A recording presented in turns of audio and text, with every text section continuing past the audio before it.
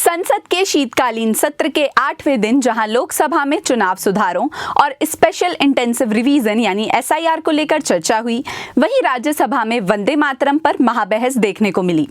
लोकसभा में विपक्ष के ज्यादातर सांसदों ने डिमांड की कि चुनाव बैलेट पेपर पर कराया जाए और ईवीएम हटाया जाए। उन्होंने एसआईआर पर सवाल भी उठाए, जिसके बाद अमित शाह ने अपने भाषण में इसका जवाब देते हुए विपक्ष पर निशाना साधा। केंद्रीय गृह मंत्री अमित शाह ने संसद में चर्चा के दौरान जवाहरलाल नेहरू और इंदिरा गांधी का नाम लिया। साथ ही उन्होंने कहा कि विपक्ष ने चुनाव सुधार की जगह एसआईआर प्रक्रिया पर ही चर्चा की है। उन्होंने कांग्रेस नेता राहुल गांधी के राष्ट्रीय स्वयंसेवक संघ आरएसएस को लेकर दिए गए बयान पर तीखा पलटवार करते हुए कहा कि देश के प्रधानमंत्री और गृह मंत्री दोनों ही संघ के विचारधारा वाले हैं और यह जनता के जनादेश से हुआ है, किसी की कृपा से नहीं। अमित शाह ने यह भी सवाल उठाया कि क्या ऐसा कोई कानून है जो संघ की विचारधारा वाले व्यक्ति को किसी पद पर बैठने से रोक सके। उन्होंने कांग्रेस पर आरोप लगाया कि 1969 में जब इंदिरा गांधी ने राष्ट्रपति चुनाव में वामपंथियों से समझौता कर महत्वपूर्ण पदों पर उन्हें बिठाया था। उन्होंने जोर देकर कहा कि देश के लिए मरना ही आरएसएस की विचारधारा है और वे डरते नहीं हैं। उनकी पार्टी वोट चोरी से नहीं बल्कि सर्जिकल स्ट्राइक, एयर स्ट्राइक, अनुच्छेद 370 हटाने और राम मंदिर निर्माण जैसे मुद्दों पर जनता के समर्थन से जीती है। अमित शाह ने कहा कि विपक्ष ये मुद्दे क्यों उठा रहा है जबकि मूल मुद्दा है घुसपैठियों को संरक्षण। उन्होंने विशेष गहन पुनरीक्षण एसआईआर को मतदाता सूची का शुद्धिकरण बताते हुए कहा कि क्या कोई भी देश का लोकतंत्र सुरक्षित रह सकता है अगर देश का प्रधानमंत्री और राज्य का मुख्यमंत्री घुसपैठिए तय करें। इस पर विपक्ष ने हंगामा करते हुए सदन से वॉकआउट कर दिया। अमित शाह का मानना है कि विपक्ष घुसपैठियों के मुद्दे पर भाग रही है।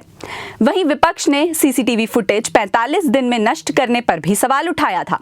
अमित शाह ने इस सवाल पर कहा कि जनप्रतिनिधित्व कानून की धारा 85 में एक प्रावधान है, चुनाव में भी 45 दिन के भीतर ही चुनौती दे सकते हैं, उसके बाद नहीं दी जा सकती। यह कानून 1951 से है, तब सीसीटीवी फुटेज नहीं था, तब पर्चियां थी।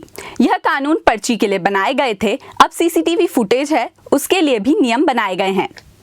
अपने भाषण में अमित शाह ने यह भी बताया कि 73 साल तक इस देश में चुनाव आयुक्त की नियुक्ति का कोई कानून नहीं था।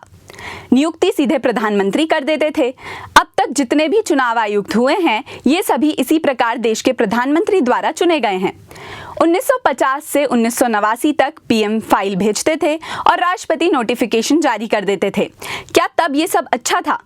तब तक कोई सवाल नहीं उठाए गए और अब प्रधानमंत्री मोदी करते हैं तो विपक्ष बड़ी ही आसानी से सवाल उठाता है। उन्होंने वोट चोरी के मुद्दे पर जवाब देते हुए कहा कि ईवीएम राजीव गांधी लेकर आए थे। इसका पहला प्रयोग 2004 में हुआ था और तब कांग्रेस जीत गई थी। इसके बाद 2009 में भी कांग्रेस की ही जीत हुई और इसी से 10 साल तक कांग्रेस ने सत्ता पर राज किया। अब जब पार्टी हार रही है तो इसका भी विरोध किया जा रहा है।